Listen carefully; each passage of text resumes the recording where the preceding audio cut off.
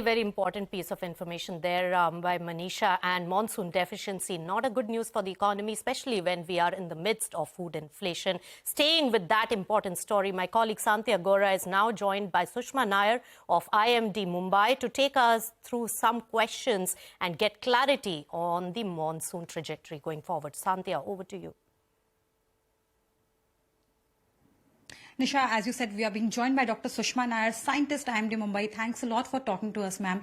Let's start with Maharashtra. If you could tell our viewers, how was August for Maharashtra in terms of rainfall, ma'am? We have reached almost the end of August.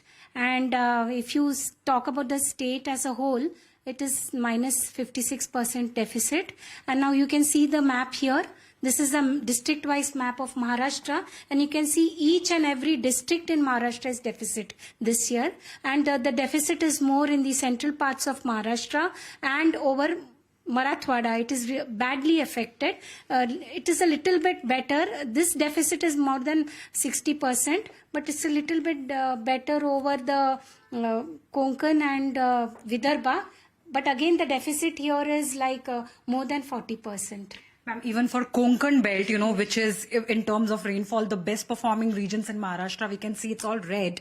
And you said it's 40%. So, and central India is the worst affected. What about the western part of the state, ma'am? The western part of the state is also deficit, but it is like within 50%. Again, each and every district this time is deficit in the month of August. For Maharashtra? Yeah, that's mainly because we had no active monsoon period in this period.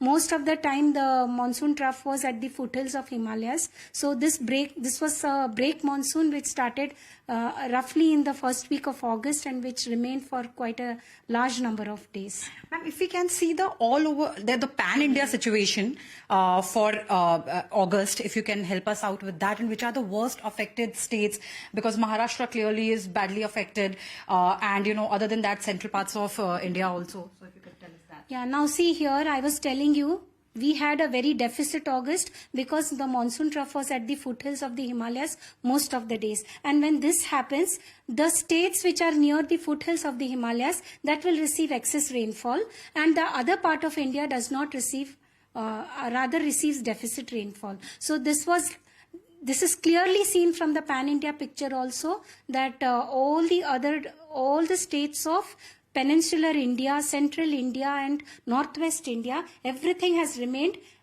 deficit. Some of them up to minus 40%, and the ones which are in yellow is more than minus 60%. All right, that is the situation, looking extremely grim, around 40 to 60% in terms of a deficit. So, you know, extremely worrying, especially when we've already been talking about that huge surge in inflation and food prices. Cereals alone up around 13% for July. So definitely a very tough situation, but we're going to keep bringing you updates on this. For now, we do need to get into a short break. On the other side, we'll bring you excerpts from our conversation with Hero Motors CEO Niranjan Gupta on the sidelines of the Charisma XMR launch. Stay tuned.